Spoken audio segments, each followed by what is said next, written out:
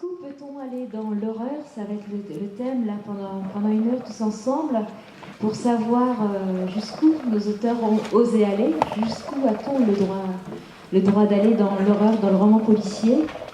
Le thriller, c'est un genre particulier, c'est tout thrill, c'est frissonné. Jusqu'où peut-on provoquer des sensations fortes chez son lecteur? C'est un peu les questions que je vais vous poser à tous les trois.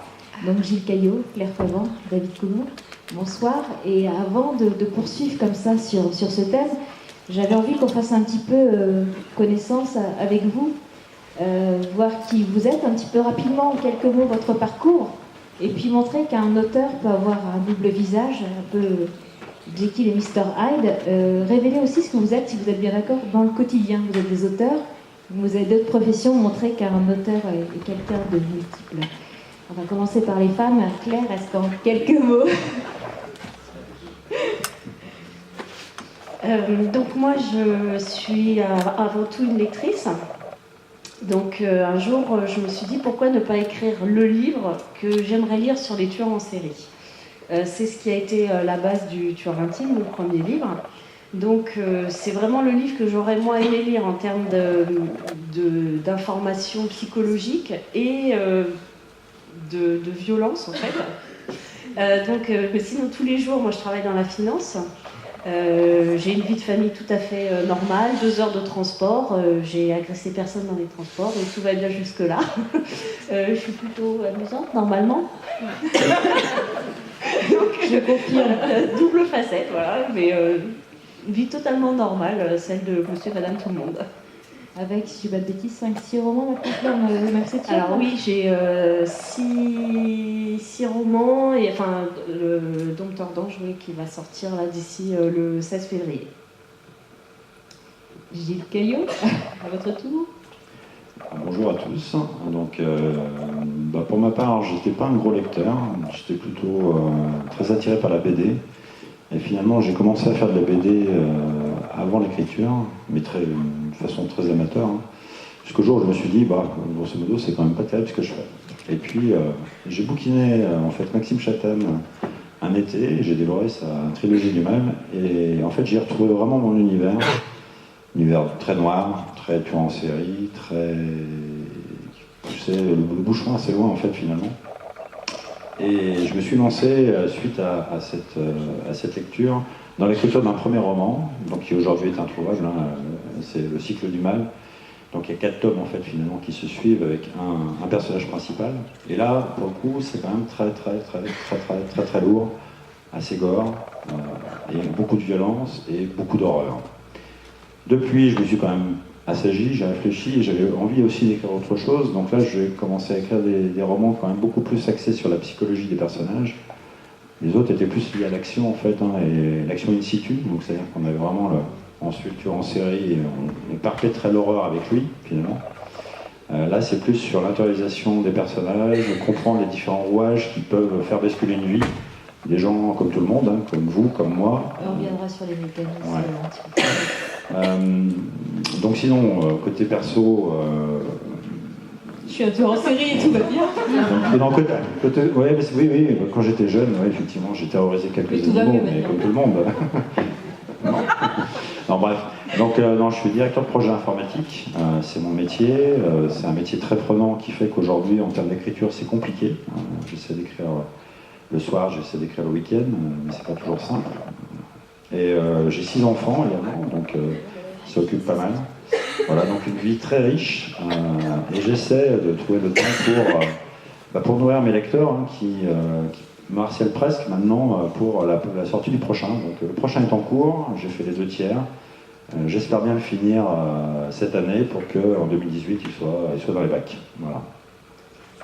Et David, votre part obscure. C'est bien. Ouais, c'est bien, ça utilise tout le matériel. Bonjour, moi, ce qui m'a le plus inspiré, je pense que j'étais aussi un grand lecteur de littérature policière et d'horreur et de terreur, puisque il y a moins de romans qui sortent à l'heure actuelle dans ces collections-là ou dans ces genres-là, mais à mon époque un peu lointaine d'adolescence, ça marchait relativement bien. Et j'étais surtout un grand amateur de cinéma d'horreur. j'ai commencé à regarder des films d'horreur très tôt. Et je pense que ça m'a beaucoup influencé. Et quand je dis le cinéma d'horreur, c'est vraiment dans toutes ses composantes, un gore, social, de pur divertissement, etc. etc. Mais je pense que c'est ça qui m'a peut-être donné la fibre, en tout cas l'envie d'aller titiller le roman noir, mais dans ses versants aussi un peu horrifiques, que ce soit psychologiquement ou au niveau des situations même. Au niveau vie personnelle, je pense que ça va bien aussi. Dans la vie, je suis psy, alors colloque, pas alcopathe, et metteur en scène de théâtre, et puis je suis rigolo aussi des fois, a priori, il vaut mieux dire oui. Et puis voilà, c'est à peu près tout. C'était l'intro, c'était ça aussi, vous montrer que c'est. Souvent je dis, moi je suis libre, j'ai plusieurs étiquettes, on va dire, moi je suis modératrice de débat, j'anime un site sur le roman policier, et je suis aussi libraire, et des fois en librairie, les gens me disent, mais cet auteur-là, il doit pas être très net, parce que vu ce qu'il écrit, il doit pas être bien. Et ce soir, j'avais envie de vous montrer que c'est aussi des gens, on va dire, normaux, en tout cas ils ont l'air. C'est montrer aussi la facette de tous ces personnages, mais on va quand même aller sur l'aspect de leur travail et jusqu'où on peut aller donc, dans la noirceur. Et avant de creuser vraiment vos textes, j'avais envie de dire quelques mots sur vos derniers romans à chacun. D'abord, donc Claire Favant, je vous montre, c'est une couverture blanche parce que c'est ce qu'on appelle un jeu d'épreuves pour les libraires, c'est-à-dire que le livre n'est pas encore arrivé en librairie. Et puis ce qui est génial pour nous, c'est qu'il n'y a même pas le résumé derrière, donc on arrive en tant que lecteur, novice, et on découvre le texte. Et dans celui-ci, Claire va proposer quelque chose d'assez surprenant. C'est un jeune homme qui passait une vie plutôt normale, qui aimait bien rendre des services, et puis il était ami avec un très jeune adolescent, petit garçon. Ce petit garçon va le retrouver violenté, même mort, et donc tout d'un coup, il va y avoir ce jeune homme pour qui la vie était normale, qui va se retrouver mis en prison. Il ne va pas supporter l'univers carcéral, car quand on arrive en prison, c'est un sujet qui revient ce week-end, c'est voir comment l'humain peut être détruit aussi par la prison. Quand il sortira, il n'a qu'une envie, c'est de se venger. Et pour se venger, il a trouvé quelque chose, c'est qu'il va kidnapper des enfants, pas n'importe quels enfants, et les dresser pour qu'ils deviennent eux-mêmes des tueurs. Donc on est sur un sujet un peu tabou, le fait qu'un enfant peut tuer, et comment on peut transmettre la violence. Il y a toute une réflexion psychologique sur comment l'être peut être brisé, et comment on peut enseigner quelque part la notion du mal. Gilles Caillot, on est aussi sur une notion de vengeance, mais une vengeance qui est autre, et j'ai envie de dire aussi, on a l'impression qu'on peut tous basculer peut-être du jour au lendemain. Là, on n'est qu'un médecin légiste qui aime son travail, qui est plutôt bien dans ce qu'il fait. Sa morgue, il la gère très bien, hein. C'est un univers où il se sent bien. Jusqu'au jour où il est très occupé, il aime tellement son boulot que sa fille, qui est une adolescente, elle a besoin de sortir, voir des amis, puis ça serait mieux s'il allait conduire sa fille à cette soirée, mais bon, il hésite, et puis il est appelé par le travail, donc il va se rendre au boulot, et sa fille est partie à une soirée avec sa meilleure amie. Les heures vont passer, sa fille ne rentrera pas, et comme c'est quelqu'un qui travaille aussi pour la police, il va écouter les stations de radio, les heures vont se passer, il va y avoir des recherches. Il va entendre qu'on a découvert un corps, et en tant que père, il va se retrouver sur quelque chose qu'il n'aurait jamais dû voir. C'est le corps de sa propre fille, et j'ai vu qu'il y avait des enfants dans la salle, donc on n'ira pas sur des descriptions, mais comment un père peut se retrouver, un père légiste, va découvrir le corps de sa fille, et comment il a envie de résoudre l'enquête, parce qu'il ne trouve que ça va pas assez vite. Il est armé quelque part pour le faire, armé mentalement, il a les outils, l'ADN, et comment la notion de la vengeance. Si un jour il arrive quelque chose à vos propres enfants, est-ce que vous n'avez pas envie de basculer? On est sur la notion de l'autojustice, et jusqu'où a-t-on le droit d'aller pour sauver quelque part ce qu'on aime, en tout cas sauver leur mémoire, parce que malheureusement sa fille a disparu. Et David va nous emmener encore sur un autre portrait de la terreur. On va commencer par une scène qui a l'air toute tranquille, un petit village loin de tout, avec un gendarme qui vient d'obtenir une mutation. Et c'est plutôt quelqu'un de curieux, et son chef lui fait comprendre, il lui dit non, t'es là pour résoudre les affaires, tu sais, ici c'est des taiseux, on creuse pas les choses, et notre jeune gendarme, il a quand même envie d'aller voir ce qui se passe. Il y a eu des disparitions, il va aller se connecter sur l'ordinateur de son chef le soir et se dire, il se passe des choses pas nettes. Est-ce qu'on est dans la légende urbaine, même plus la légende rurale? Est-ce que c'est vraiment de la mythologie, où il y a des gens qui ont vraiment disparu? Et ces gens qui ont disparu, où est-ce qu'ils sont, et jusqu'où peut-on aller dans l'horreur? Et là, je dirais que David va très loin, mais je ne veux pas vous en dire trop, c'est juste peut se passer des choses bizarres. Est-ce que c'est le réel ou est-ce que c'est des drôles de créatures qui peuvent hanter un peu les montagnes, des endroits un petit peu obscurs. Donc Claire, ça va sortir très prochainement, le 16 mars, février, 16 février chez Robert Laffont, La Bête Noire, qui est une nouvelle grande collection de romans policiers. David, il est déjà sorti en librairie, hein, chez les nouveaux auteurs, je vous ai parlé du Village des Ténèbres. Et Gilles Caillot, on est aux éditions du Caïman, c'est La couleur des âmes mortes. Maintenant, je vais vous laisser un petit peu plus la parole à tous. Et j'avais envie de vous demander pourquoi vous êtes allés chacun dans l'univers du thriller. Pourquoi, alors que le roman policier, c'est un univers très vaste, on va avoir du roman noir qui est plus du polar social, pourquoi vous avez eu envie de choisir ce style-là? Celui qui veut commencer, peut-être Claire, on va continuer sur... Moi, j'ai toujours lu des romans, je pense qu'on a tous un style de lecture. Moi, vous ne me mettrez pas une autobiographie ou un roman régional, encore je peux survivre, mais bon, c'est vraiment ma limite. Hein. Moi, il faut des choses qui me transportent ailleurs. Et donc, j'ai toujours lu des livres relativement durs, on va dire. Très tôt, j'ai attaqué des Stephen King, Le Seigneur, le Silence des agneaux. Donc, voilà, alors moi, j'étais habituée à ce genre de lecture, Maxime Chatham également. Donc, c'est ce que j'aime lire, donc à un moment donné, c'est ce que j'ai eu envie d'écrire, tout simplement. C'est vrai que moi je suis exigeante quand je lis un livre, il faut qu'il y ait beaucoup d'action. Si c'est trop descriptif, trop contemplatif, moi je m'ennuie. Donc ce que j'essaye de reproduire dans les livres que j'écris, c'est vraiment que moi déjà je m'amuse. Et si moi je me fais plaisir, bon, logiquement, je sais que le lecteur il peut en bénéficier également, mais sur mes goûts à moi. Rappelons Claire juste quelques instants, c'est que dans les codes du thriller, il y a la notion d'action, on va vite, le rythme de vos écritures et des histoires, c'est du rebondissement, on va de l'avant, c'est vraiment des textes qui sont à chaque fois intenses, presque électriques. En fait, j'ai pas choisi le thriller. Je pense que c'est le thriller qui m'a choisi.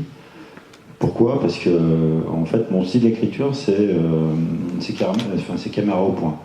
Que toutes mes scènes sont toujours assez courtes finalement. Et la façon dont j'écris finalement, c'est j'ai l'impression d'avoir une caméra et je la fais tourner autour des personnages. Et cette caméra, elle rentre dans le personnage, elle en sort, elle fait des zooms panoramiques, enfin voilà. Et en fait tout ça fait que ça donne en fait un rythme à l'intrigue. Ça fait des séquences assez courtes avec des alternances d'histoire qui donnent en fait, qui accrochent vraiment, enfin en tout cas c'est ma perception. Aujourd'hui, comme le dit Claire, hein, j'ai du mal à lire des romans contemplatifs, je ne supporte pas votre 10 pages, j'arrête.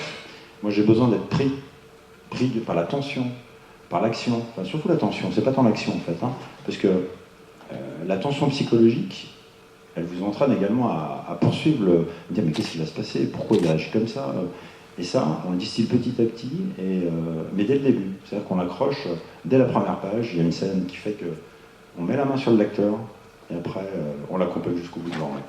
En général, la plupart de mes lecteurs, donc j'ai quelques milliers de lecteurs, il n'y en a pas un qui m'a dit qu'il avait arrêté le bouquin en cours. Il l'a toujours fini. Et je pense que c'est là aussi la force du thriller, en tout cas quand il est réussi, hein, c'est qu'il y a ce rythme-là qui donne envie et que c'est une vraie frénésie de lecture. Pour moi, c'est une frénésie d'écriture, parce que je me projette vraiment et je suis dans l'action finalement. Je suis au cœur du truc avec ma caméra, là, je suis en train de tourner autour de mes persos, parce que finalement c'est pas moi, mais c'est mes personnages qui vivent à travers ça.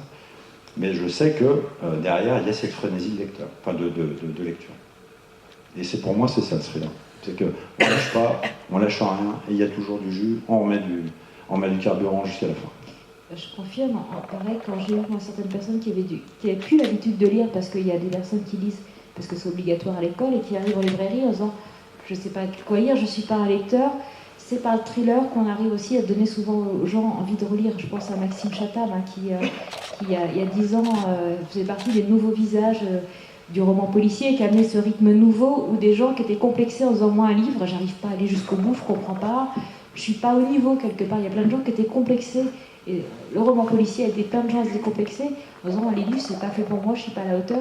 Et le thriller fait que c'est un genre qui est facilement, qui est accessible et qui va très vite capter son lecteur. Ouais, je suis d'accord avec ce que tu dis. Enfin, moi je sais pas si j'ai écrit du thriller ou pas. En tout cas, Le Village des Ténèbres est dans cette catégorie-là, est classé dans cette catégorie. Mais mes deux autres bouquins, par exemple, là, il y a La Dernière fenêtre sur l'aurore, c'est plutôt du roman noir social, on va dire. Mais ce que j'essaie plutôt de faire, c'est quand même la même chose que vous évoquez là, c'est-à-dire c'est du rythme et c'est pas le genre qui m'intéresse, c'est plutôt le style. C'est-à-dire que ça va plutôt être, enfin moi je viens du théâtre, donc ça va plutôt être des personnages qui vont gueuler, qui vont vomir tout ce qu'ils pensent de mal, ou qui vont vomir tout ce qui ne va pas bien en eux. C'est plutôt ça qui m'intéresse dans la mise en scène ou dans l'écriture. Et le genre, en fait, quand je commence à écrire un bouquin, je me pose même pas la question, est-ce que ça va être du roman noir social, est-ce que ça va être du thriller, est-ce que ça va être autre chose. Ça coule de source au bout d'un moment, quoi. Mais effectivement, en termes de rythme, je pense que quel que soit le genre, y compris dans la littérature blanche, il y a des bouquins qui sont très rythmés, qui sont très très intéressants. Par contre, je vous rejoins tout à fait sur le côté contemplatif et nombriliste qui, moi, me saoule énormément aussi très vite. Mais après, ouais, au niveau de la catégorie, je sais pas si je fais du thriller en fait. Après, on n'est pas obligé non plus de mettre les gens dans des catégories, quoi. C'est un peu montrer aussi qu'il y a des auteurs qui vont se reconnaître dans un style, qui ont besoin de rester dans ce style-là, et puis d'autres qui aiment varier aussi. Il y a le droit d'écrire un jour, se dire, je suis dans l'esprit du thriller, je vais faire du roman noir, je vais aller sur autre chose, et même du roman jeunesse. On a aujourd'hui, avant, il y a des auteurs qui écrivaient, je crois que vous allez pouvoir le dire, du roman policier, on va dire, chez les adultes. Et avant, quand on voulait écrire de la jeunesse en France, des fois, il fallait prendre un pseudo ou autre, alors que les anglo-saxons sont décomplexés là-dessus, les auteurs nordiques, et je crois que maintenant les choses évoluent aussi en France, et qu'un auteur a le droit d'avoir plusieurs visages, et aujourd'hui, justement, c'est ce que recherchent parfois aussi les lecteurs, c'est de se dire, mon auteur, il a envie de se faire plaisir, il a envie de changer, et effectivement, on n'est pas obligé de vous mettre dans des cases. Mais si on revient quand même à cet esprit de thriller, est-ce qu'il y a une terminologie particulière, des mots? Et Gilles, je pense notamment au mot cher qui revient dans vos titres, qui revient dans les passages du roman. Le mot cher, c'est quelque chose qui revient. David, c'est la notion du prédateur. Au tout début, il y a les prédateurs dévoraient la ville. Circulation sanguine dans le corps du prédateur. Des globules cravatés, des globules pourris. Est-ce qu'il y a vraiment des mots particuliers qui vont renforcer l'atmosphère? Voilà le mot cher que vous aimez employer. Oui, effectivement. Alors moi, il y a la chair, mais il y a la peau aussi. Je suis un fanat de peau et de cuir. D'ailleurs, j'en ai quelques-unes qui pendent dans ma cave, mais... non, sérieusement, oui, effectivement, je pense qu'on a tous des mots qui ressortent souvent. Alors après, c'est pas du tout volontaire, je pense que c'est... On est des éponges, je pense, en tant qu'auteur, donc on a des images, on a des odeurs, on a des lectures, on a tout un tas de choses qui ont fait que... Moi, je sais que ce qui m'intéressait aussi au tout début, quand j'ai commencé mon premier bouquin, c'était toute la partie autopsie, recherche scientifique, puisque bon, je suis ingénieur en fait de formation, ce qui m'intéresse comme Franck Tillier, puisqu'on on a fait le même diplôme, on était dans la même entreprise informatique, donc voilà, on se connaît depuis un bout de temps. Et en fait, un peu comme Franck, je cherchais en tout cas à aller vraiment du côté scientifique de la chose, que ce soit de l'investigation policière ou autopsie, ou même criminologue. Aujourd'hui, ce qui m'intéresse plus, alors c'est plus le recul et l'expérience du fait que voilà, je pense que j'ai bouclé la boucle un petit peu avec l'ensemble des romans, parce que j'ai écrit 8 romans. Aujourd'hui, ce qui m'intéresse, c'est l'humain, c'est la psychologie. C'est vraiment ça qui m'intéresse, et justement, c'est peut-être même le plus complexe à faire, de se mettre à la place et de comprendre simplement avec des mots simples et traduire les ressorts. Voilà. Donc, jusqu'à présent, effectivement, c'était peut-être plus dans la chair, carne, voilà. Aujourd'hui, c'est plus dans la psyché. Et David, il y a certains mots qui comptent pour vous, que vous aimez réutiliser Je pense par exemple la prédation, pourquoi pas, mais je rejoins ce que dit Gilles, dans la mesure où moi j'ai une formation de psy à la base, c'est ce qui m'intéresse depuis le début en fait, vraiment travailler sur la part sombre de chacun et aller la creuser au maximum, c'est-à-dire vraiment dans ses ressorts, parce que le thème c'est jusqu'où peut-on aller dans l'horreur, mais vraiment dans ses ressorts les plus sombres et les plus cachés, donc les pièces les plus cachées au fin fond de la cave, là où ça devient très poussiéreux, très sale, très éloigné de nous, quoi. Mais donc après, les termes découlent peut-être de ça. Donc là, la citation sur la prédation, pourquoi pas, parce qu'il peut y avoir effectivement des relations de domination entre les individus, que ce soit des dominations interpersonnelles, une domination sociale. Mais ce qui m'intéresse plus que les termes, c'est de creuser et puis de voir jusqu'où ça nous mène. Quel est jusqu'à où on va creuser pour découvrir l'essence de cette horreur qui émerge, quoi. Et vous, Claire, il y a une volonté d'utiliser certains mots pour aller frapper encore plus l'esprit du lecteur, ou c'est plus l'atmosphère qui compte pour vous? Alors, moi, j'ai pas l'impression d'avoir des mots par rapport à eux. Non, moi, c'est fleur rose. non, moi, c'est effectivement plus de l'atmosphère en fonction de l'histoire que j'ai envie de raconter. C'est-à-dire qu'il y a des histoires où je vais avoir besoin de violence, donc là, je vais en utiliser. Donc effectivement il va peut-être y avoir des mots en rapport, et puis il y en a d'autres, c'est pas ce que je vais avoir envie de travailler, donc là je vais c'est vrai que là moi je pense pas forcément être dans le cadre de cette question avec des choses, si ce que je vais utiliser de façon récurrente c'est toujours les explications psychologiques, mais après vu qu'elles sont propres à chacun de mes personnages, j'ai pas l'impression d'avoir des mots récurrents à ce Je confirme, niveau-là. j'ai moins relevé, j'étais moins marquée par certains termes, c'est pour ça que j'en avais pas noté. Chacun d'entre vous, pour vos romans, là, est-ce que vous êtes partis sur des faits divers? Comment est-ce qu'ils sont nés, vos romans, vos derniers romans? Claire? Alors, le dernier, en fait, moi, c'est une réflexion par rapport aux attentats. C'est sur, par exemple, ceux qui ont eu en Belgique. Quand on voit qu'apparemment celui qui a fait sauter la bombe dans le métro, 3 mois plus tôt, il était filmé en boîte, en train de boire, en train de fumer. Et c'est cet aspect justement sur comment quelqu'un qui a priori avait une vie profane, vraiment normale, peut-être même de jeune normal, comment 3 mois plus tard il peut avoir basculé à ce point-là. Et c'est ça la base du roman, c'est-à-dire que comment on peut pervertir un esprit à ce point-là, comment on peut remplacer ce qu'aurait pu être la personne, parce que moi je suis sur des enfants de 5 ans, comment on peut remplacer un être en devenir par une chose aussi monstrueuse. Et c'est ça la base de travail du livre, en fait. Vous avez rencontré des spécialistes, c'est une question que je pose à chacun d'entre vous. Est-ce que vous avez rencontré des spécialistes pour travailler sur ce thème précis? Vous êtes allé voir des psychologues, ou c'était comment vous êtes nourri pour... Alors moi je travaille avec essentiellement des recherches et puis beaucoup de logique. Maintenant moi je travaille toute seule dans mon coin. Donc moi le thème en fait du roman La Vengeance s'est imposé à moi naturellement. Je pense que je l'avais déjà en portefeuille depuis un bout de temps, ce livre.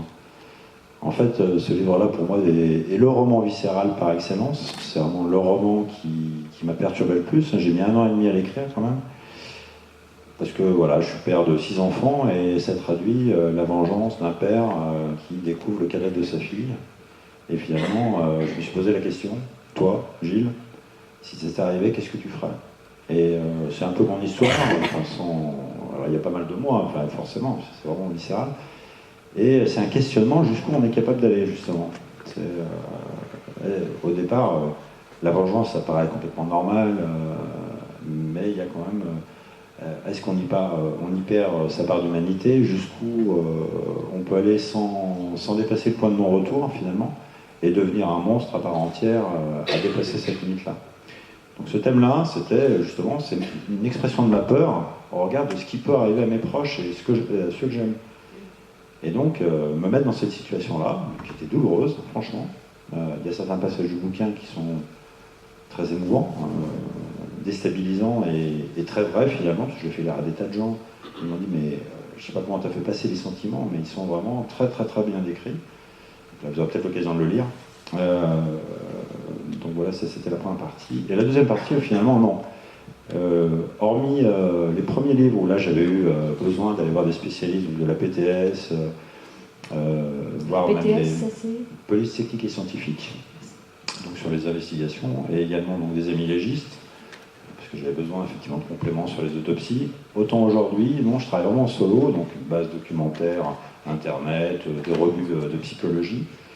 Mais en fait, c'est mon propre questionnement. En fait, je suis désolé pour toi, mais je ne vais pas voir de psychologue, justement. Je fais ma propre analyse. J'en suis heureux pour toi. Hein. Et finalement, j'essaie de découvrir des ressorts qui sont enfouis au fond de moi-même, également au niveau des personnes que je peux appréhender sur les salons, ou des collègues, voire des amis. Voilà. Et en fait, j'ai vraiment ouvert mes chakras à 100% pour essayer de capter, finalement, au sein de discussions, d'échanges, certaines perceptions qui me sont utiles et qui me permettent de développer justement certaines, même potentiellement théories, parce que je ne suis même pas forcément sûr que certains réflexes ou ressorts existent réellement, mais j'essaie de le creuser. Voilà. Il y a Jacques Expert qui avait également travaillé sur ce thème. Ce soir, je vais tuer l'assassin de mon fils. Je crois que c'était à peu près ça le titre. Là, c'est sur un accident de voiture. Malheureusement, un gamin qui va être fauché par un automobiliste, et sur la notion de la douleur, de la vengeance. Et ce que vous décrivez aussi, on verra ce père de famille, mais il y a aussi tout ce que va vivre sa femme. Est-ce qu'il lui dira ce qu'il est en train de faire? Est-ce qu'il lui dira comment il a envie de se venger? Est-ce qu'il va l'inclure dans la vengeance? Est-ce qu'elle va l'accepter? Et c'est montré aussi des fois, ce que vous pouvez montrer dans vos romans, c'est l'autre côté du tueur. Le tueur n'est pas forcément que le monstre absolu, c'est ça qui est plus complexe. C'est montrer qu'on n'est pas tout blanc ou tout noir dans la vie, donc c'est aussi, je crois, l'évolution du thriller, c'est montrer aussi toutes les facettes de l'individu. Effectivement, juste pour compléter, après je donne la main à David. Dans la couleur, effectivement, il y a bien ça, il y a les trois parties, c'est-à-dire que c'est un roman choral, on a deux personnes à la première personne du singulier, qui sont à la fois le pédophile, puisqu'il y a une histoire de pédophile, évidemment. Donc là, on le voit, et finalement, on est dans sa tête, puisqu'il parle, on voit ce qu'il ressent, ses rêves, etc. Et on a également la mère, donc on a sa douleur, on comprend sa douleur.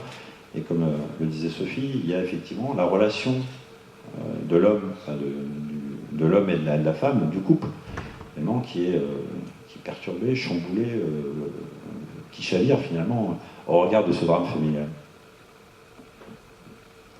David, est-ce que vous vouliez vous parler un peu de comment s'est construit le dernier roman, pareil, sur les recherches, sur... En fait, le dernier roman, comme le précédent, sont construits un peu de la même manière. C'est-à-dire, moi, ce qui m'intéresse vraiment, c'est de mettre des personnages ordinaires dans des situations qui, psychologiquement et parfois physiquement, ne le sont plus. Le dernier, Le Village des Ténèbres, donc c'est des personnages qui se retrouvent, sans spoiler trop, qui se retrouvent faits prisonniers dans un village par des femmes. Et ils ne savent pas pourquoi. Et ils ne savent pas ce qu'ils font là. Ce qui m'intéresse, c'est pas tellement le pourquoi du comment, mais c'est plutôt comment ces personnages-là vont le vivre intérieurement, et puis par le désir de fuir éventuellement, quoi. Et le roman d'avant, c'est la même chose. La dernière fenêtre sur l'aurore, c'est l'histoire d'un flic à la brigade des mineurs qui entend toute la journée des récits horribles d'enfants. Et ce qui m'intéressait, c'était de savoir comment il pouvait recevoir ça dans sa vie personnelle, dans sa vie de couple, dans sa vie d'enquêteur, et peut-être dans sa vie de meurtrier. Et à chaque fois, au niveau des recherches, oui, j'en fais, mais pas tant que ça non plus, en vérité. J'essaie plutôt de voir la logique de l'effondrement, l'effondrement de chaque individu. Et encore une fois, de tirer cette logique jusqu'au bout, parce que je pense que c'est en plongeant au plus profond qu'on arrive à trouver vraiment justement des vérités psychologiques et qui peuvent après rejaillir sur une réalité sociale ou sur du pur divertissement d'ailleurs.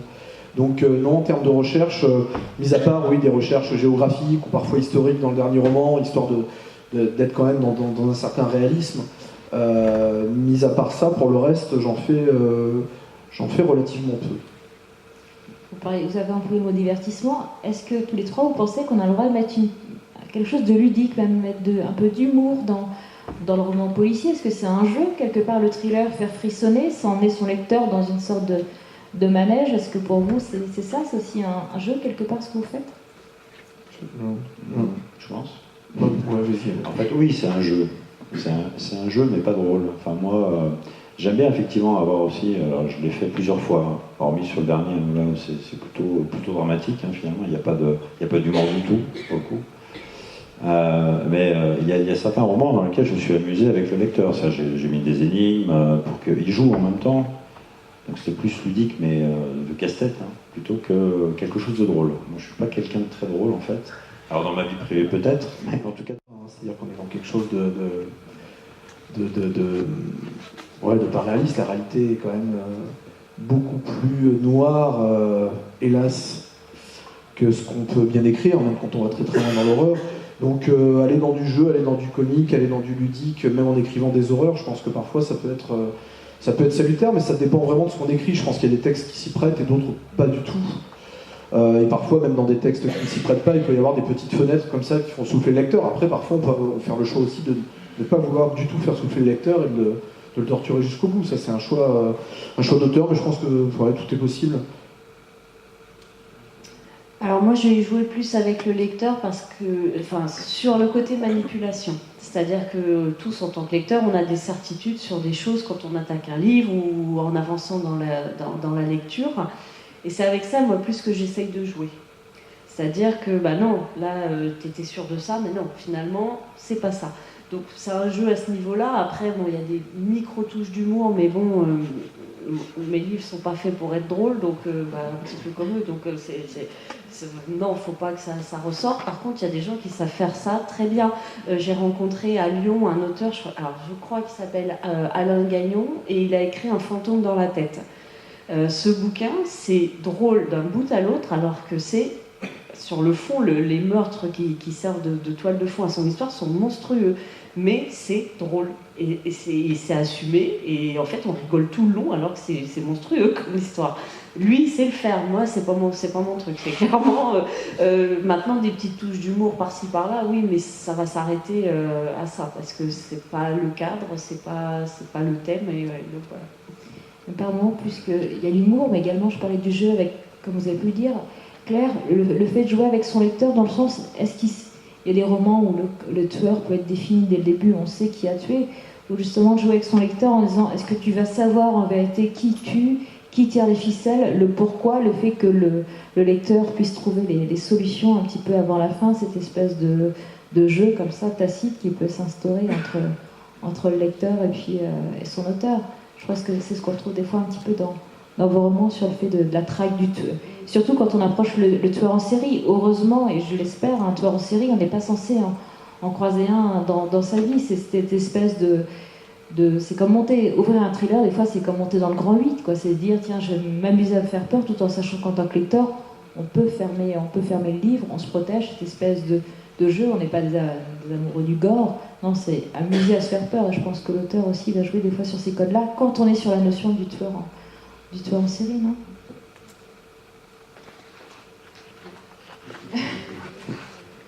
Oui, très clairement on joue sur la peur. On joue sur la peur du lecteur. Moi quand j'écris des romans, c'est effectivement pour faire peur, et comme tu le dis Sophie, c'est pour moi un roman réussi, c'est qu'on se prend un twist final qui retourne le cerveau. Ça, pour moi, c'est quelque chose de grand. Il n'y a pas beaucoup de romans qui sont capables, qui ont réussi à cet exercice-là. Hein. C'est compliqué à faire, à avoir une fin qui remet tout en question et qui est justement qui est réellement argumentée. Hein. C'est-à-dire qu'il y a des rouages en fait dans tout le livre et on ne les a pas forcément vus en tant que lecteur. Et quand c'est réussi, c'est top niveau. Moi, je sais que L'apparence de la chair, c'est un des romans à ce niveau-là, enfin en tout cas un de mes romans qui est le plus réussi par rapport à ça, puisque en fait on découvre la réalité des choses en fait dans l'épilogue. Donc il ne faut surtout pas lire l'épilogue, hein, parce que je sais qu'il y a des personnes, heureusement pas dans la salle, hein, mais il y a des personnes qui s'amusent à lire la fin du livre. Alors ça m'énerve profondément, parce que là justement L'apparence de la chair, il ne faut surtout pas faire ça, sinon ça bousille le livre, c'est même pas la peine de le lire. Je suis d'accord, moi je ne lis pas les épilogues, et des fois je ne veux même, ça m'est arrivé de le dire à certains d'entre vous, ne lisez pas le résumé. Je trouve qu'il y a certains éditeurs, même Candice Trop, ça m'est arrivé de commencer comme une malade en librairie, presque de bondir sur le lecteur en disant non mais faites-moi confiance, ce livre va vous correspondre, mais ne lisez surtout pas, être sur le côté. Et ce que je trouve dans ces gens-là, c'est être surpris, se laisser embarquer en disant où est-ce que l'auteur m'emmène, est-ce que j'ose le suivre, parce que c'est ça, c'est oser vous suivre tous les trois, quoi. On ne sait pas exactement, on sait à peu près où on débarre avec vous, mais on se demande jusqu'où on va aller. Et la peur, c'est quoi pour vous ? La peur, pour moi, c'est faire frissonner la personne, lui procurer un sentiment de comment dire, d'instabilité. Là, c'est quand il va lire le livre, il va pas forcément être bien, mais il va quand même avoir envie de savoir qu'est-ce qui se passe et jusqu'où ça va aller. Et je pense que quand on est capable de générer ça, là c'est réussi, parce que justement on n'écrit pas du polar drôle. Un polar drôle, si on rit pas, ça marche pas. Un polar, un thriller comme ceux de Claire, de David ou les miens, c'est plutôt des thrillers plutôt musclés, où finalement le sentiment de peur est une sorte de schizophrénie finalement, parce qu'on a peur, mais on a envie de continuer. Et je sais que moi, quand je lis des bouquins de Claire, je m'arrête pas, parce que voilà, on met le doigt dedans et crac, on va jusqu'au bout, parce que je veux savoir ce qui va se passer et comment elle va me manipuler justement. Donc il y a peur et manipulation, c'est vraiment les deux mots forts, je pense, hormis l'action et le rythme, mais du thriller policier. Moi, quand j'écris, j'ai pas l'impression de rechercher la peur du lecteur. Enfin, moi, c'est pas ce que je cherche à provoquer. Je cherche déjà à écrire une histoire qui, moi, me surprendrait en tant que lectrice. Alors, sincèrement, moi, c'est plus vraiment ça qui va être mon ressort. De jouer avec le lecteur, justement, pour essayer. Tout a été écrit, qu'est-ce qui n'a pas été écrit. Après, la seule différence, c'est la façon de le faire, pour moi. Enfin, je sais pas si les autres sont d'accord, mais qu'est-ce qui n'a pas été fait? Sur n'importe quel thème, tout a été écrit. Sur les tueurs en série, on n'en parle même pas. Après, c'est juste la façon dont on va le faire. Et moi, ce que je recherche, c'est, puisque j'ai un aspect lectrice, c'est de me dire, là, si j'allais par là, j'ai pas... Enfin, je me dis qu'en tant que lectrice, moi, je me surprendrais. Puis c'est là, et puis là. Voilà, mais c'est vraiment cette notion de jeu, et la peur, si elle vient, tant mieux. Mais moi, vraiment, c'est pas c'est pas moi ce qui anime mon écriture. Après, oui, je transmets des sentiments parce que ça fait partie, puisque nous, on est sur du thriller psychologique, de ce qu'on veut transmettre. Mais moi, la peur, c'est pas mon outil, c'est pas ça que je recherche. Si je la provoque, c'est un effet collatéral, on va dire, mais c'est pas ça que je veux mettre en place, moi. Et David, parce que quand on lit le dernier, il y a d'abord les poils qui se dressent, et après c'est tous les cheveux. C'est pour ça que je les ai bien attachés, pour pas qu'on monte les effets secondaires. C'est pour ça qu'il y en a deux qui... Il y a des pics qui sont ressortis depuis. Il y a vraiment ce côté, on est enfermé, quoi. On se dit, est-ce que je vais arriver en vie jusqu'à la fin, quoi. Peut-être avoir une position intermédiaire, mais moi ce que je recherche plutôt, c'est la mise en danger psychologique du lecteur. C'est-à-dire que, pas la mienne quand j'écris, parce que je pense que même quand on écrit des trucs hyper horribles, c'est super jouissif, enfin je sais pas vous, mais... Et non? Ah, c'est pas jouissif pour toi? Un peu pour moi, oui. Mais... c'est la thérapie de groupe, en même temps. Non. Et mettre en danger... mettre en danger psychologiquement, c'est-à-dire effectivement aller au bout des situations les plus horribles qui soient, aller au bout d'une ambiance, créer une ambiance la plus oppressante, qu'elle soit purement psychologique, donc purement enfermée dans le cerveau comme dans Dernière fenêtre sur l'horreur, ou au contraire purement enfermée dans un village comme dans le village des ténèbres. Et cette notion d'enfermement, elle est assez importante dans les atmosphères que je cherche à mettre en place. Et en tout cas, ce que j'essaye de faire, c'est que le lecteur se sente en danger, mais en même temps qu'il ait envie de continuer à être en danger, quoi. Qu'il aille au bout on parlait de Grand 8 tout à l'heure, qu'il aille au bout de la fête foraine, même si les nacelles commencent à se décrocher partout autour. Et je sais pas si c'est réussi, mais en tout cas, c'est ce que j'essaye de faire. Voilà. C'est jouissif. Non, parce que, sincèrement, alors je vais pas parler de Dompteur d'Ange, parce que celui-là, je l'ai mieux vécu, mais serre-moi fort, il y a des scènes, j'ai ressenti une telle culpabilité à les écrire, donc là, c'est pas jouissif du tout, si tu veux. J'ai ressenti une telle culpabilité que ça m'a empêché de dormir pendant des mois. Ce livre, au moment où il est sorti, où j'ai pu le transmettre au lecteur, c'est comme si j'avais jeté la balle, ou la patate chaude, laissez votre tour, parce que moi, j'ai souffert, vraiment souffert de ce que j'avais fait à mon personnage. Donc non, vraiment pas de plaisir sur ce coup-là. Voilà, c'est pour rebondir sur... Effectivement, il y a différents romans. Je pense que la plupart de mes romans, je me suis fait plaisir. J'ai pris du plaisir, effectivement, à les torturer, à inventer des trucs pas possibles. Par contre, la couleur des âmes mortes, pour moi, ça a été pareil, un fardeau à porter, parce que j'y avais mis beaucoup, beaucoup de moi, beaucoup de mes tripes. Et finalement, parce que c'est quelque chose d'extrêmement réel. Et je suis pas allé. Enfin, c'est de l'horreur psychologique, hein, c'est une descente aux enfers, c'est un ensemble de sentiments qui explosent à la figure à la fois de l'auteur, hein, parce que quand je l'ai écrit, ça a été douloureux, très, très sincèrement. Et je pense que le lecteur a le même ressenti, très clairement. Et effectivement, en tant que lecteur, on est notamment sur, on en a parlé, sur le deuil des enfants. Il y a des thrillers qu'on va pouvoir lire d'une façon avant d'être parent, et quand on le lit, je ne vais pas dire le contraire, quand j'ai lu le livre de Gilles notamment, quand on a les parents qui vont devoir choisir le cercueil de leur fille, la scène elle est hyper brutale quand soi-même on est parent et qu'on ne peut pas s'empêcher tout d'un coup de se dire tiens bah, je vais poser son livre et puis je vais voir si mon enfant va bien à côté, parce qu'effectivement on sent qu'il y a beaucoup de c'est là qu'on sent que l'auteur n'a pas triché, qu'il a mis beaucoup de lui, on est sur l'humain. Et justement, est-ce qu'il y a des thèmes les uns et les autres que vous n'auriez pas envie d'aborder? Je vois Claire et puis David, vous avez quand même parlé d'enfants tueurs, c'est quand même des choses assez fortes. Et en même temps, est-ce qu'il y a des thèmes que vous interdisez? Voilà, il y a des thèmes où vous dites j'irai jamais parce que ça, c'est vraiment justement, pour moi, c'est l'horreur. Je ne pourrais pas parler de ça à mes lecteurs. Je pense que les enfants, c'est effectivement ma limite. Mais si j'ai une histoire à raconter, je ne recule pas. Alors, je vais y aller mollo parce que c'est les enfants, c'est-à-dire que oui, j'ai une histoire à raconter, mais il y a des choses où je ne vais pas non plus entrer trop dans le détail parce que ça concerne les enfants. On sait ce qui se passe, mais c'est pas détaillé parce que c'est un sujet sensible. Là, j'ai retiré volontairement, puisque pour faire mes enfants tueurs, en fait, j'ai travaillé sur les enfants soldats. J'ai retiré certaines composantes de la formation de ces enfants, parce que je ne voulais pas les voir dans mon livre.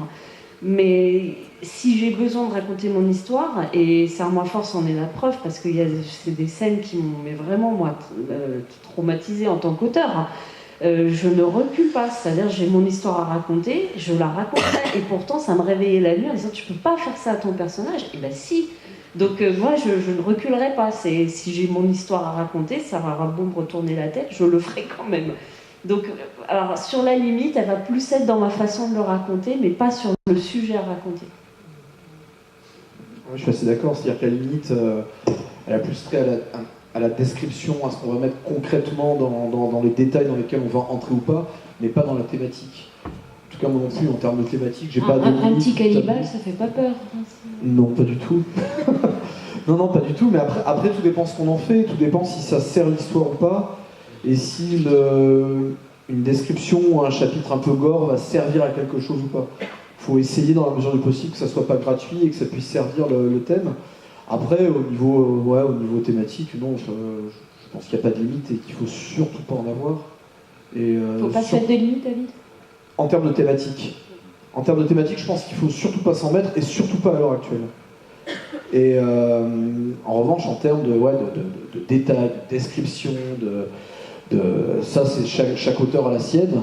Et chaque auteur se met les siennes, mais se met les siennes en fonction de son vécu, en fonction de ce qu'il désire écrire, en fonction de ce qu'il désire ne pas écrire, mais pas en fonction d'une autocensure qui serait autre chose que la sienne propre. C'est-à-dire que ce soit pas, on va parler on peut en parler, mais de liberté d'expression ou autre, mais il faut pas que ça vienne d'ailleurs, quoi. Il faut pas que ça soit, bon, je crains que les lecteurs me disent que, ou je crains que les critiques me disent que, ou je crains que les éditeurs me disent que. Il faut que ça soit une autocensure qui soit la sienne avec nos sensibilités différentes qui nous sont propres. Mais non, en termes de thématique, non, il n'y a pas de limite. Je suis entièrement en phase. Je pense que la thématique, peu importe. Après, c'est dans la profondeur qu'on y donne, le niveau de détail jusqu'à on met le doigt.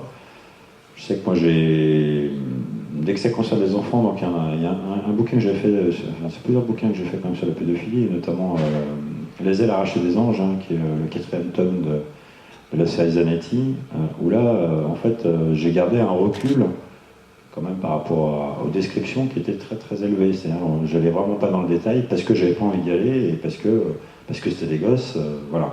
Alors que l'ensemble de la quadrilogie, c'est quand même très très trash. On va très très loin en fait dans la description de l'horreur, mais vraiment très très loin. Comparé, c'est beaucoup plus édulcoré ce que je fais aujourd'hui. Par exemple, dans Immondanité, le 3e tome, c'est du cannibalisme mondain, avec des scènes de cannibalisme in situ, qui sont dignes d'Hannibal Lecter, enfin, voire même pire, je pense. Je pense que c'est important aussi de protéger son lecteur, à arriver à doser entre... Puis c'est même se protéger soi-même, comme on dit, c'est de l'autocensure personnelle qu'on se fait. Personnel.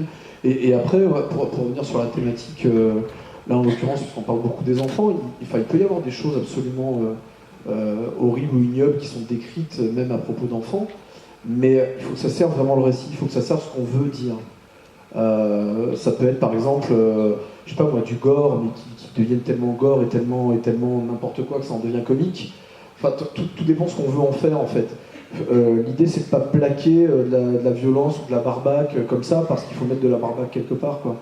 Mais encore une fois, ouais, tout dépend du thème et tout dépend de ce que nous on veut en faire.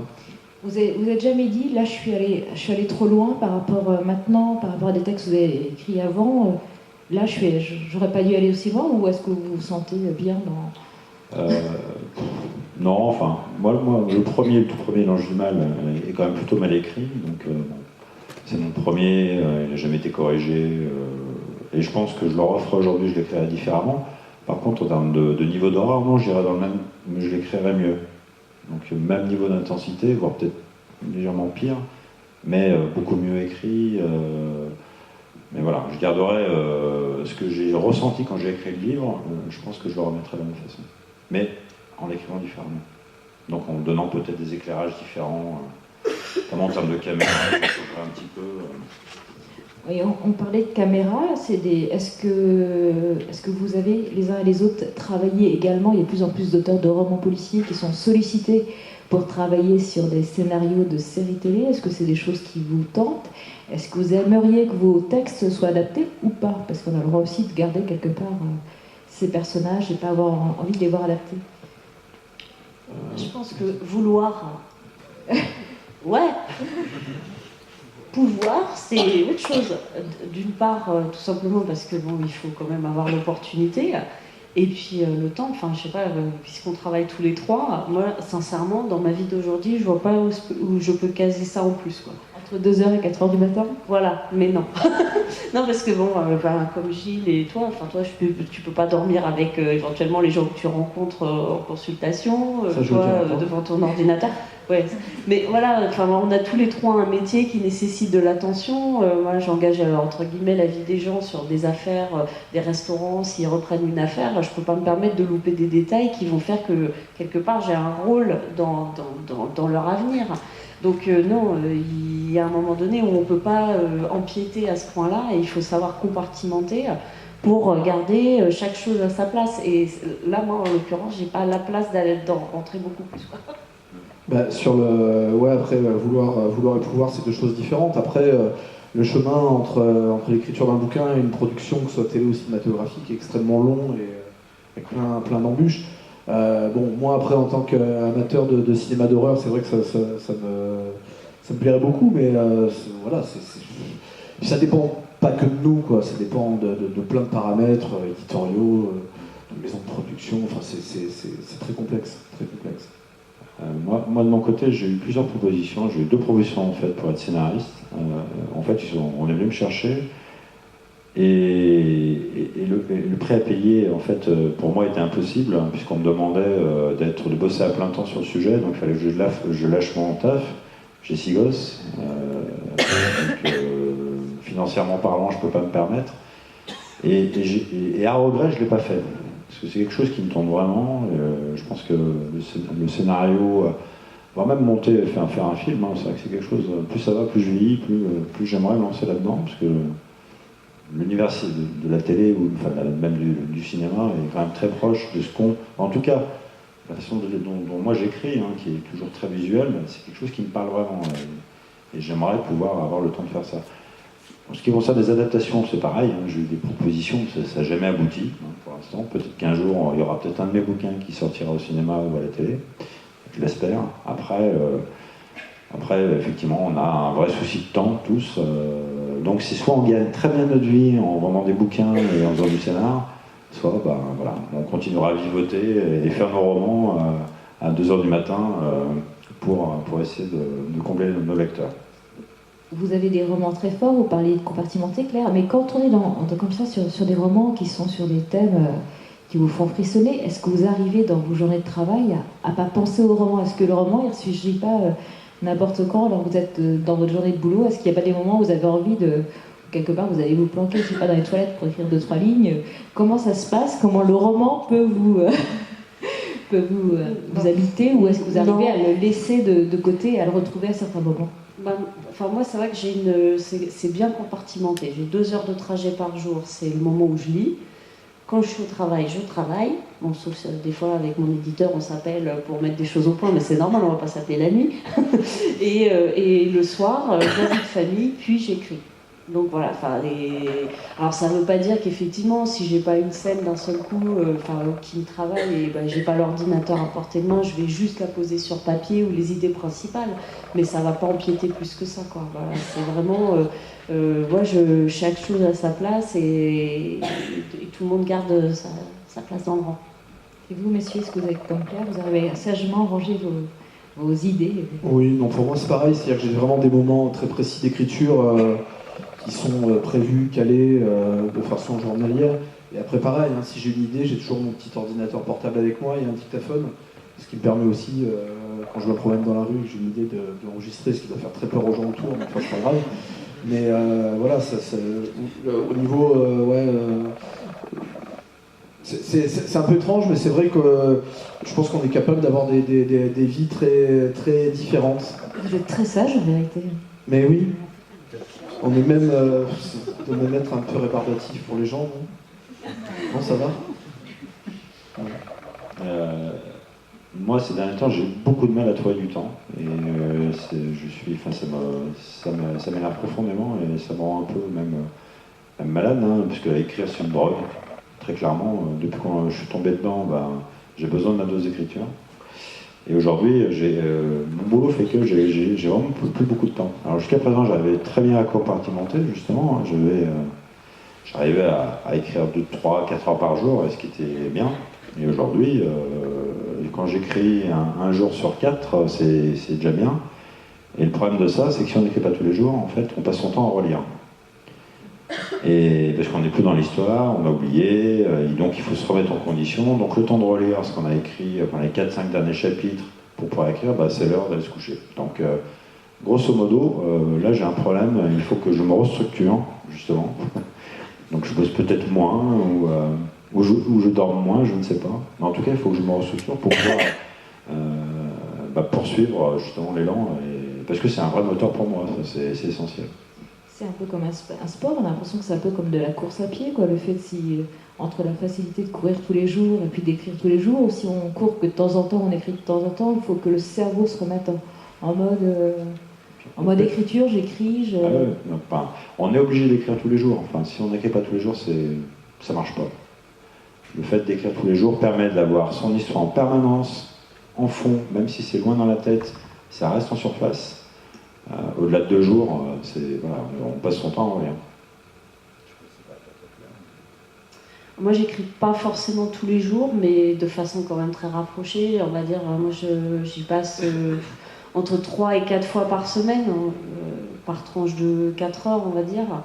Donc, j'arrive quand même à garder le contact. Effectivement, si j'arrête un peu plus longtemps, je suis obligée effectivement de passer par la phase je relis.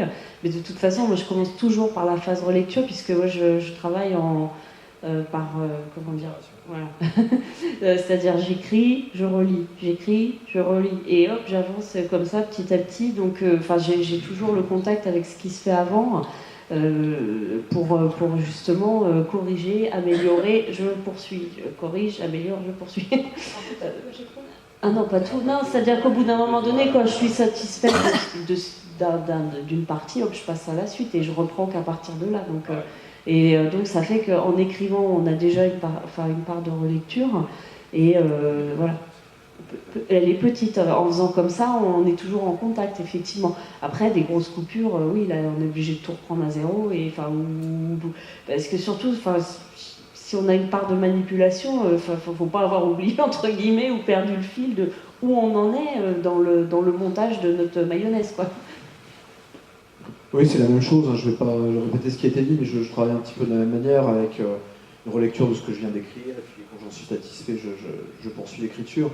Et j'essaye, parce que je suis quelqu'un qui n'est pas tellement, enfin je suis pas tellement organisé à la base, donc j'ai essayé petit à petit de me donner un nombre de signes couperés par jour, enfin plutôt un nombre de signes, un objectif en termes de nombre de signes à écrire quotidiennement. Alors ça paraît très scolaire comme ça, mais j'avais besoin de ça pour pas partir vers soit une écriture qui déborde totalement et où je pars dans du n'importe quoi, ou au contraire dans quelque chose de très resserré. Moi j'ai fait mes 20 minutes et puis au revoir. C'est au contraire pour me donner un cadre très très précis. Oui, c'est vrai que dès qu'on dépasse 3, 4, 5 jours, dès qu'on a dépassé 4 ou 5 jours sans écrire, ça devient très compliqué, je trouve. Très très compliqué. Après 2 jours de festival, de 3 jours, c'est compliqué de se remettre dedans. Maintenant, on va peut-être écrire cette nuit, peut-être. Et puis on a écrit dans le train pour moi. Et vous êtes des auteurs, mais vous êtes certainement, et Claire vous l'avez dit aussi, une lectrice. Et avant de laisser, parce que je pense que les lecteurs dans la salle vont avoir également des questions à vous poser ou donner des remarques de lecture. Quel lecteur êtes-vous? Quelles sont vos lectures d'abord? Et après on viendra sur, pour vous, quels sont les grands maîtres de la littérature de terreur, quels sont les grands maîtres de ce genre. Donc d'abord, quelles sont vos lectures Alors, moi, je lis du roman policier, donc sur les tueurs en série, de l'heroic fantasy et on va dire les dystopies. Enfin, moi, je suis vraiment fan de dystopies. Vous pouvez rappeler ce que c'est? Alors, les dystopies, c'est de la littérature jeunesse, en fait. C'est-à-dire, c'est des mondes post-apocalyptiques, des sociétés avec quelques survivants, souvent sous un mode de dictature, avec une histoire d'amour qui va tout permettre, entre guillemets, de relancer l'humanité autrement. Donc voilà, c'est vraiment la recette. Ouais, sur mes types de lecture, c'est... Et puis la fantasy, c'est l'univers de Tolkien. Voilà, moi, ce que je recherche, et alors, sur les tueurs en série, ça existe dans la réalité, mais globalement, ce que je recherche, c'est l'évasion, autre chose. Tout comme dans le cinéma, je ne vais pas voir un film qui parle de divorce, de familles qui se disputent, ça j'ai vécu, donc c'est pas la peine, j'ai pas besoin. Voilà, moi, je veux que ça explose, qu'il y ait des trucs dans le ciel, voilà. Ça peut exploser les divorces aussi. Ouais, mais non. Donc au niveau de mes lectures, moi c'est principalement du thriller. Tillier, Chatham, Favant. Sinon Raymond Mayeras aussi, que j'aime beaucoup.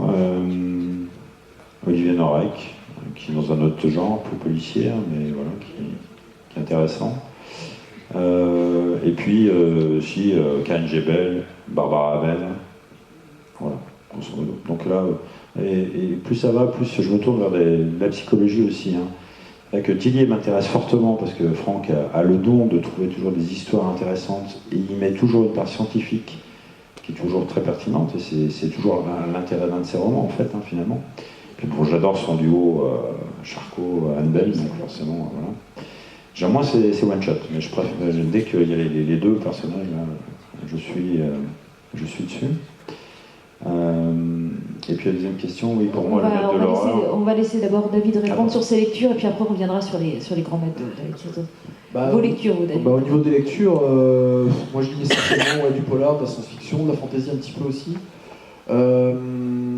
Du théâtre, puisque j'en fais donc. C'est pas un défaut non plus. Non, c'est pas un défaut, non, mais je veux dire, ça fait partie même de ce que je lis en priorité, même avant le polar, avant la science-fiction, avant la fantasy, avant tout ça. J'ai pas d'auteurs à l'heure actuelle en tout cas qui me viennent comme ça, puisque je pioche vraiment un petit peu partout. Mais en termes de grands maîtres, comme ça fera peut-être le lien. J'en ai essentiellement deux. Alors il y a Stephen King bien évidemment, mais j'ai envie de dire bien évidemment, mais je veux dire c'est tellement vaste, parce qu'il a écrit du polar, il a écrit du psychologique, il a écrit de la terreur pure. Enfin, il a vraiment touché à tout, la fantaisie. Enfin, il a vraiment touché à tout. Et donc dans le genre en tout cas qui m'intéresse, c'est vraiment le King. Et en termes de style, peut-être celui qui m'a plus influencé, que j'aime, enfin il y en a deux que j'aime beaucoup, c'est David Peace, qui est un anglais, et Chuck Palahniuk, qui est l'auteur de Fight Club, entre autres, qui n'est pas nécessairement son meilleur roman. Ouais, Palanuc, on se demande s'il est fou ou pas, quoi. Il a des textes qui peuvent toucher à des univers complètement différents, le rapport à la sexualité, le rapport à la brutalité, et on commence un de ses romans, on ne sait jamais où on va aller, quoi. On sait jamais où on va aller, et puis il prend à partie directement le lecteur. Palanuc a toujours tendance à interpeller directement le lecteur, à l'appeler. Vous allez faire ça, enfin, et je trouve ça très intéressant. Ouais, ce tutoiement, ça peut être je crois le Du vouvoiement, mais le pas fait de la de traduction aussi. Mais... Ouais, et puis le rapport à la folie. Oui, tout à fait. La frontière entre le réel et la folie chez Palanuc est très très forte. C'est vraiment un des auteurs à lire, mais c'est partie des auteurs, il faut presque les mettre en cage. Une porte ouverte en disant attention pour lectorat averti, ovni, on ne sait pas où les ranger. Les livres de Palanuc, c'est partie des grands auteurs. C'est ça qui est très intéressant, je trouve, cet auteur-là, justement. On ne sait pas où le catégoriser, mais c'est une littérature, une écriture qui est très prenante, ça, tout de suite. Moi, je vais dire, je ne suis pas une fan dans l'âme. C'est-à-dire que je vais plus réagir à une quatrième de couverture. C'est vrai que du coup, après, quand on me demande des noms, je sèche un peu, surtout que je commence à avoir des trous de mémoire.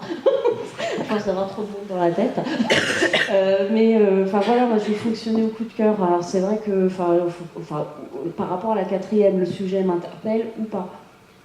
Donc, c'est vrai que, par contre, sur les influences, Stephen King, je pense qu'il a contribué quand même beaucoup à toute notre génération. Moi, c'est Matthew Chatham aussi. Après, ça va être Caleb Carr, l'aliéniste.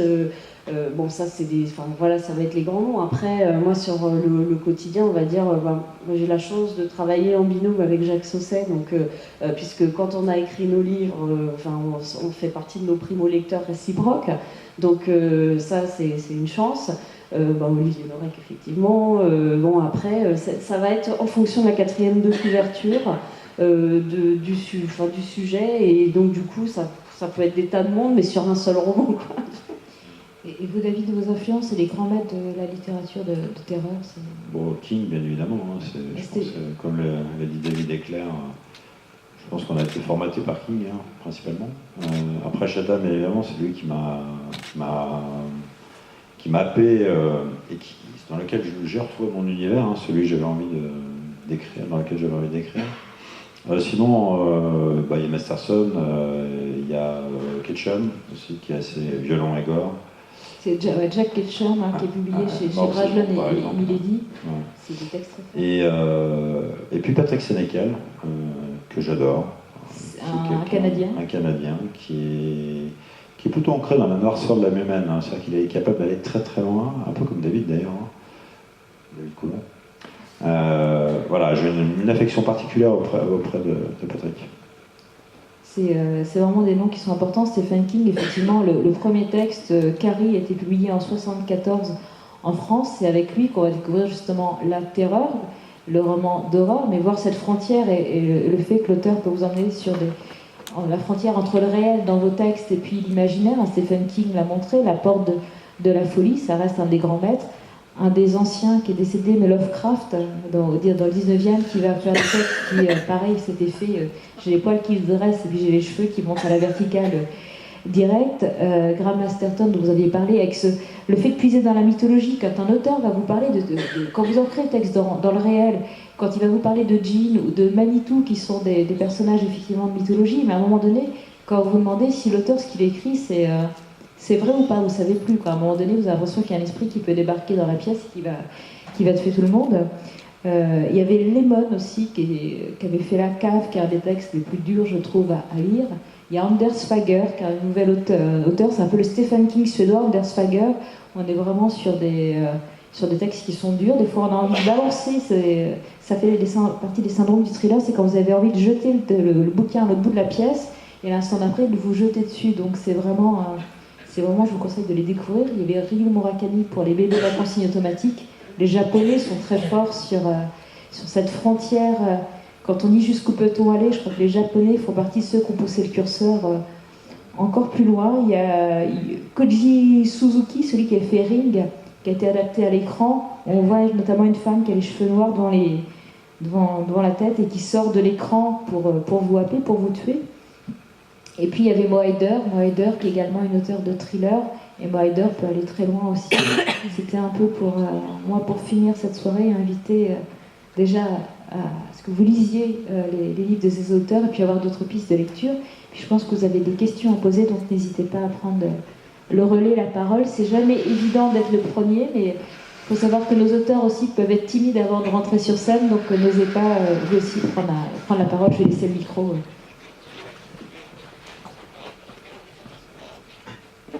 Bonjour.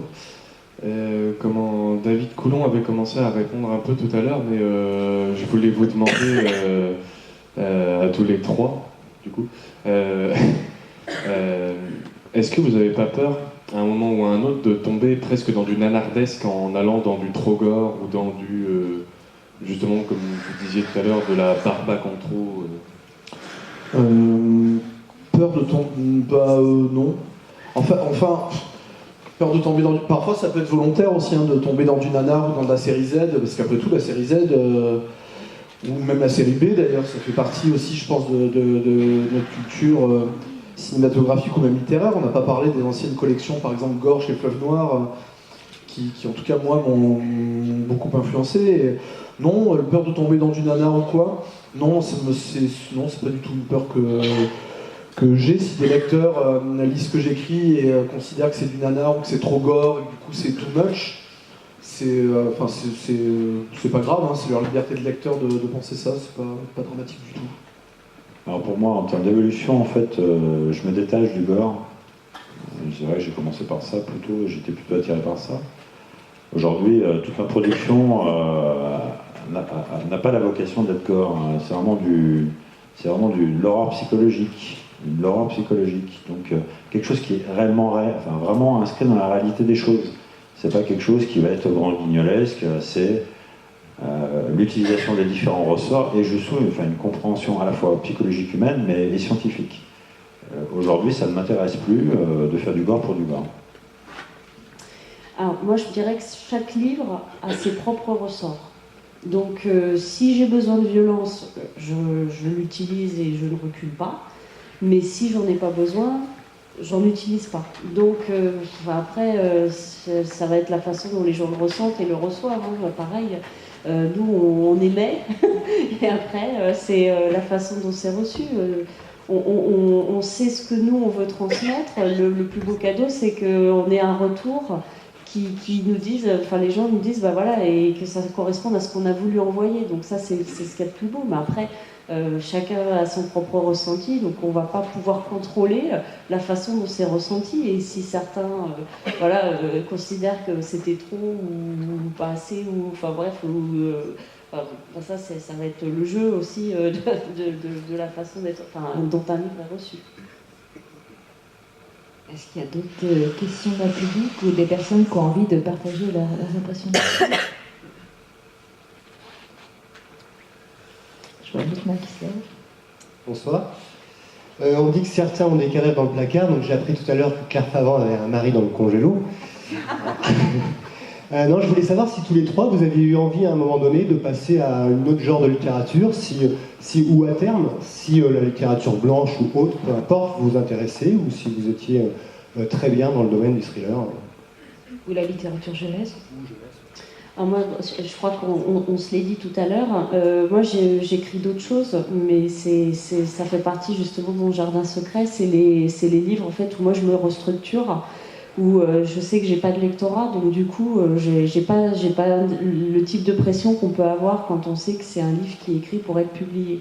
Donc c'est les moments où je sais que là je suis pas totalement dans les codes, mais je m'en fiche puisque c'est pour moi, c'est pour mon ordinateur et pour moi. Donc oui, j'écris autre chose, mais ça restera ce que j'appelle mes romans off, quoi. Donc et cela, je peux écrire de tout, quoi. Enfin, j'ai écrit un fantasy, une dystopie, mais voilà, ça restera mon jardin secret. Oui, moi j'écris autre chose aussi, parce que j'écris du théâtre, et en l'occurrence du théâtre jeunesse. C'est sur commande pour des compagnies, ou c'est comme ça. Donc une pièce qui sortira à la rentrée prochaine au Havre, donc pas très loin d'ici, avec une compagnie qui va interpréter cette pièce-là, du théâtre pour le jeune public. Et puis là je suis en train d'écrire aussi pour leur jeunesse, donc oui, enfin il n'y a pas de là non plus, il n'y a pas de c'est comme les limites qu'on ne donne pas à l'horreur, il n'y a pas de limite non plus au genre, enfin de mon point de vue non plus. De la blanche, pourquoi pas aussi. Enfin, je m'interdis rien a priori. Oui, ça dépend des envies qu'on peut avoir en fonction aussi de notre vécu, de certains moments, puisqu'on a envie de transmettre à un moment ou à un autre. Oui, là-dessus, c'est pareil que David. Aujourd'hui, je fais du polar, du thriller. Là, je verse plus vers la psychologie. Demain, ça dépendra de ce que j'ai envie d'écrire finalement. Je ne me mets pas de limite. Je pourrais faire pourquoi pas de la jeunesse, pourquoi pas l'anticipation, pourquoi pas l'heroic fantasy. Je m'interdis rien, en fait. Mais aujourd'hui, voilà, c'est du thriller policier et je le vis très bien comme ça. C'est bien de rien s'interdire. Je vais vous inviter, je ne sais pas s'il y a encore des questions dans le public. Moi je vais vous inviter vraiment, je remercie déjà à nos 3 auteurs d'être venus, de cette livrée, d'être allés au bout comme ça, sans tabou, d'avoir expliqué ce qu'était que l'horreur, ce qu'était leur écriture. Donc Claire, je rappelle, a sorti, il va y avoir les Dompteurs d'anges qui vont sortir très bientôt. Et là, il y a notamment Serre-moi fort qui est sorti également chez Robert Laffont. Gilles, pour le dernier, c'était La couleur des âmes mortes. Et puis également, il y avait David avec Le village des ténèbres. Donc là, ce sont, je vous rappelle, leurs derniers écrits, parce qu'ils ont écrit, comme je vous en dis, plusieurs ouvrages. Donc je vais aller voir mes confrères pour découvrir le reste de vos écrits. Et puis merci à tous et toutes d'être venus si nombreux pour écouter ce moment.